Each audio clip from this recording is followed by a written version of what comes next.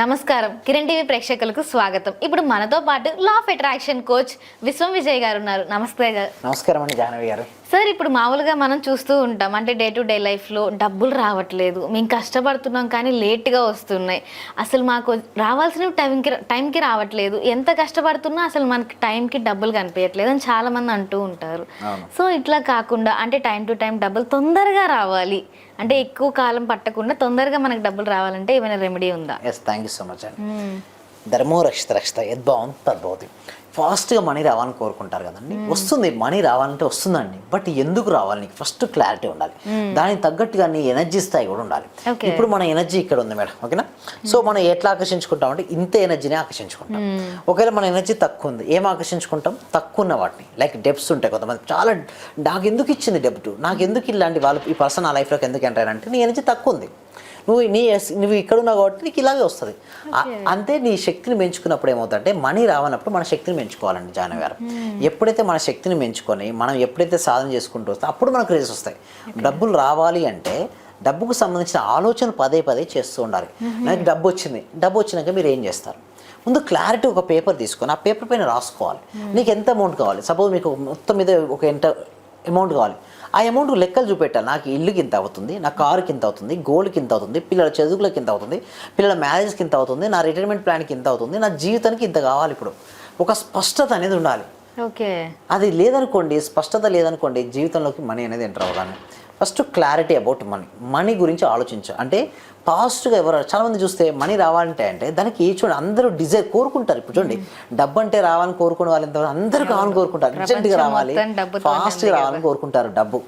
But దానికి డిజర్వ్నెస్ ఉందా లేదా కూడా చెక్ చేసుకోవాలి. అంటే డిజైర్నెస్ ఒకటే ఉండి డిజైర్నెస్ ఉంటే మనీ రాదు. ఓకే, ఎందుకంటే నువ్వు కావాలని కోరుకుంటున్నావు, అందరూ కోరుకుంటున్నారు కదా. ఇప్పుడు స్టూడెంట్ ఉన్నారు మేడం, ఒక సింపుల్ ఎగ్జాంపుల్, అందరు కలిసి ఎగ్జామ్ రాస్తున్నారు, టీచర్ అందరికీ లెసన్ చెప్పారు, అందరికీ ఫస్ట్ ర్యాంక్ రావాలని కోరుకుంటారు, అందరూ డిజైర్ చేయొచ్చు. బట్ డిజర్వ్ ఏంటి? ఎవరికో ఒకరికి వస్తుంది, వారు డిజర్వ్ చెందిన వాళ్ళు. ఆ డిజర్వ్ యొక్క క్వాలిటీస్ ఏంటి, వాళ్ళ యొక్క ఎనర్జీ లెవెల్ ఎలా ఉంటుంది, వారి యాక్టివిటీస్ ఎలా ఉంటాయి. మీరు అనొచ్చు మరి యాక్టివిటీస్ ఎలా ఉన్నా కూడా లోపల బలంగా ఆలోచన ఉంది వారికి. అందరి ఆలోచన కూడా రావాలంటే వీరి యొక్క తపన ఇంకెక్కువ ఉంది. ఇక్కడ తపన ఎక్కువ ఉన్నప్పుడు ఇక్కడ మూమెంటం ఎక్కువ ఉంటుంది, ఇక్కడ తపన తక్కువ ఉన్నప్పుడు మూమెంటం ఉండదు. సో నీకు ఏది కావాలని కోరుకున్నావో అది నా దగ్గరికి వస్తే నా లైఫ్ ఎలా ఉంటుంది క్లారిటీగా ఊహించుకోవాలి. సింపుల్ ఎగ్జాంపుల్ చేస్తున్నాను జాహ్నవి గారు. ఒకసారి ఏమైందంటే ఒక శిష్యుడు గురుగారు దగ్గరికి వెళ్ళాడు. గురుగారు చెప్పండి, నేను విజయాన్ని సాధించాలి లేదా సక్సెస్ సాధించాలంటే ఏదైనా సీక్రెట్ ఫామ్లో ఉందా అని చెప్తారు. అయితే ఒక పని చెప్తారు, ఒక రివర్ పేరు చెప్తారు, ఒక నది పేరు చెప్తారు, నువ్వు ఎలాగైనా సరే ఒక నది దగ్గరికి రామని చెప్తారు. ఆ శిష్యుడు ఏం చేస్తారంటే ఆ గురుగారు చెప్పినటువంటి నది దగ్గరికి వెళ్తారు. ఇద్దరు గురుగారు శిష్యుడు ఏం చేస్తారంటే జాహ్నవి గారు ఇద్దరు కలిసి నదిలోకి వెళ్తారు. కొంత దూరం వెళ్ళిపోయిన తర్వాత గురుగారు ఏం చేస్తారంటే శిష్యుని హెడ్ ఉంటుంది కదండి, హెడ్ పట్టుకొని వాటర్లోకి అది పెడతాడు. అది పడతాడు, అది పట్టేసి కొద్దిసేపు అలాగే ఉంచుతాడు. అలా ఉంచిన తర్వాత కొద్దిసేపు ఎంత చేతిస్తాడు. చేసిన తర్వాత శిష్యుడు పైకి వస్తాడు.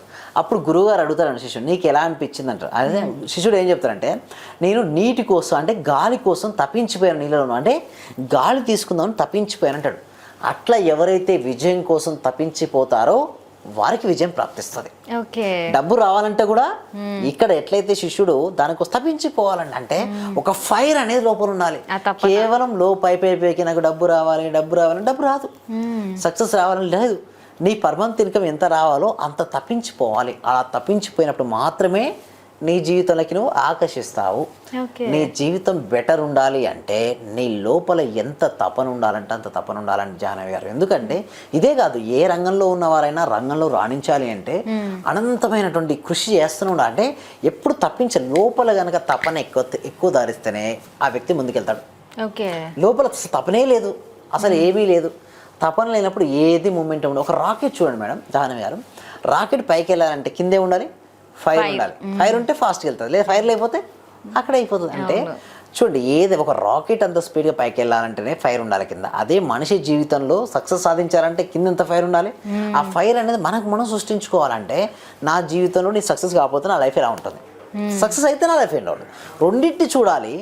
దీనివల్ల ఏమనిపిస్తుంది అంటే ఇలా ఉండొద్దు, ఇలా ఉండాలి నా లైఫ్ అనుకుంటారు. ఎప్పుడైతే మీ జీవితం ఎలా ఉండాలని మీరు అనుకున్నారో ఆ విధంగా ఉన్నట్టుగా మీరు పదే పదే ఊహించుకుంటూ ఉన్నప్పుడు మాత్రమే వారు అటువంటి జీవితాన్ని జీవిస్తారు. కొద్దిమంది ఉంటారు, నా జీవితం ఇంతే, ఏం చేసినా నేను సక్సెస్ కాలేను నా అనుకుంటే అలాంటి భావన కనుక ఆలోచన అలాగే ఉంటారు. ఎందుకోసం అంటే ఇక్కడ మన సబ్జెక్ట్ ఏంటంటే జాహ్నవి గారు చెప్పండి, యద్భావం తద్భవతి. మనం ఏది భావిస్తే అదే నేను వీక్ అనుకుంటే నిజంగానే వీక్.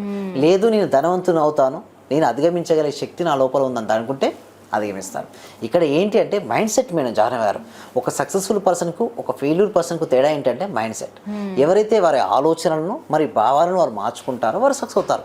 అందుకోసం చూడండి 98% ఆఫ్ ద పీపుల్స్ ఏ బిజినెస్ అయినా చూడండి ఫెయిల్ అవుతారు, బట్ 2% ఆఫ్ ద బిజినెస్ ఏ రంగంలో ఉన్నారో రాణిస్తారు. ఎందుకంటే లోపల వాళ్ళకి సక్సెస్ కావాలన్న ఒక తపన అనేది బలంగా ఉంటుంది. ఇదే కాదు మేడం, ఏ రంగమైన స్టూడెంట్ అయితే బాగా చదువుకోవాలి, మంచి మార్క్స్ రావాలి, మంచి జీవితంలో నేను నెంబర్ 1 పొజిషన్ కావాలనుకున్నప్పుడే అతను బాగా చదువుతాడు, మంచి మార్క్స్ వస్తుంది. అదే బిజినెస్ పర్సన్ కూడా నేను ఎంటర్ప్రీనర్గా అవ్వాలి, ఎంతో మందికి నేను ఆపర్చునిటీస్ ఇవ్వాలి, నేను సక్సెస్ అవ్వాలి, డబ్బు సంపాదించాలి అనుకుంటేనే ఆ బిజినెస్ పర్సన్ సింపుల్ అండి. జ్ఞాన సముపార్జనకు ప్రశాంతమైన మనసు ప్రధానం, ధన సముపార్జన కూడా ప్రశాంతమైన మనసే ప్రధానం. ఆ ప్రశాంతమైన మనసులో ఎటువంటి ఆలోచన చేస్తారో అటు విధంగా జీవితం ఉండేది. అంటే నెగిటివ్ థాట్స్ అనేది మనం ఎక్కువగా థింక్ చేయకూడదు. నెగిటివ్ ఆలోచన పక్క పెట్టి ఓన్లీ కేవలం పాజిటివ్ పైన ఫోకస్ మాత్రమే చేసినప్పుడు మాత్రమే అద్భుతాలు సృష్టించగలుగుతారండి జాహ్నవి గారు. ఓకే గురుగారు, థ్యాంక్ యూ అండి, చాలా చక్కగా చెప్పారు. థ్యాంక్ యూ సో మచ్ అండి. సర్వే జన సుఖినో భవంతు, సమస్త లోకా సుఖినో భవంతు. చూసారు కదా మన లా ఆఫ్ అట్రాక్షన్ గురువు గారి గురించి, ఇంకా మీ పర్సనల్ ప్రాబ్లమ్స్ గురించి, మీ గురించి ఇంకా ఎక్కువ తెలుసుకోవడానికి స్క్రీన్ పైన ఉన్న నెంబర్కి కాల్ చేసి మీ ప్రాబ్లమ్స్ని సాల్వ్ చేసుకోండి.